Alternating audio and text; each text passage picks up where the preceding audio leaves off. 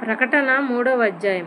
స్టారిస్లో ఉన్న సంఘం దూతకు ఇలా వ్రాయి, దేవుడు 7 ఆత్మలు 7 నక్షత్రాలు ఉన్న వ్యక్తి చెప్పే విషయాలేవంటే, నీ క్రియలు నాకు తెలుసు, బ్రతుకుతున్నావనే పేరు నీకుంది, కానీ నీవు చచ్చిన వాడివే.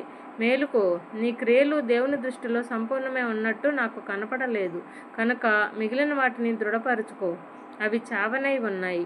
అందుచేత నీవు అంగీకరించినది విన్నది జ్ఞాపకం చేసుకో, దానిని గట్టిగా చేపట్టుకొని పశ్చాత్తాపపడు. ఒకవేళ నీవు మేల్కోకపోతే దొంగ వచ్చినట్టు నేను నీ మీదికి వస్తాను, నీ మీదికి నేను వచ్చే గడియ నీకు తెలిసిపోదు. తమ వస్త్రాలు అపవిత్రం చేసుకొని వారు కొందరు సార్దీస్లో కూడా ఉన్నారు. వారు అర్హులు గనక తెల్లని వస్త్రాలు తొడుక్కొని నాతో కూడా నడుస్తారు.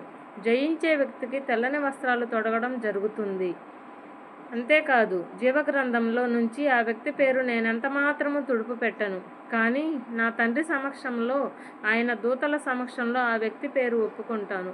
సంఘాలకు ఆత్మ చెప్పేది చెవిగలవాడు వింటాడుగాక. ఫిలదెల్ఫియాలో ఉన్న సంఘం దూతకు ఇలా వ్రాయి, ఈ విషయాలు చెప్పే వ్యక్తి ఎవరంటే, పవిత్రుడు, సత్యస్వరూపి, దావీదు తాళం చెవి గలవాడు అయిన వ్యక్తి. ఆయన తెరిచాడు అంటే ఎవరూ మూయలేరు, మూశాడు అంటే ఎవరూ తెరవలేరు. నీ క్రియలు నాకు తెలుసు, ఇదిగో విను. నీకు కొద్ది బలం ఉంది, నీవు నా వాక్కు ఆచరణలో పెట్టావు, నా పేరు ఎరుగననలేదు, కనుక నీ ముందర తలుపు తెరిచి ఉంచాను, దానిని ఎవ్వరూ మూయలేరు. ఇదిగో విను. తాము యూదులు కాకపోయినా యూదులమే అని అబద్ధమాడుతున్న వారిని, అంటే సైతాను సమాజం వారిని బలవంతాన తెచ్చి నీ పాదాల దగ్గర సాష్టాంగపడి గౌరవించేలా చేస్తాను. నీవంటే నాకు ప్రేమ అని వారికి తెలిసిపోయేలా చేస్తాను.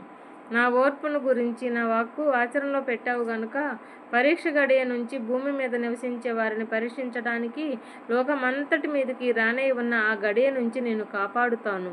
ఇదిగో విను, నేను త్వరగా వస్తున్నాను.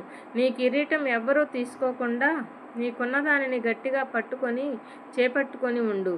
జయించే వ్యక్తిని నా దేవుని ఆలయంలో స్తంభంగా చేస్తాను, అతడు దాని నుంచి బయటికి ఇంకెన్నడూ వెళ్ళడు. ఆ వ్యక్తి మీద నా దేవుని పేరు రాస్తాను.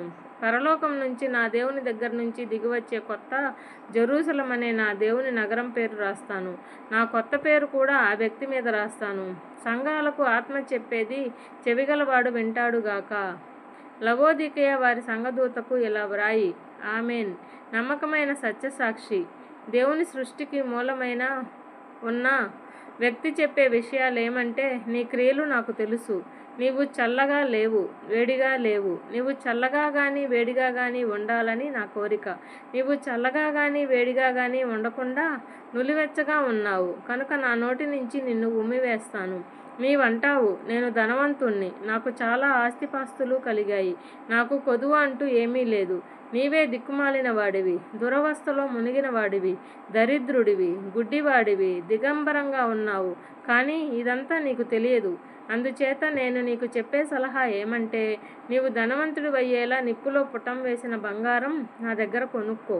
నీ దిశమలో సిగ్గు కనిపించకుండా తొడుక్కోవడానికి తెల్లని దుస్తులు చూడగలిగేలా నీ కళ్ళకు మందు నా దగ్గర కొనుక్కో.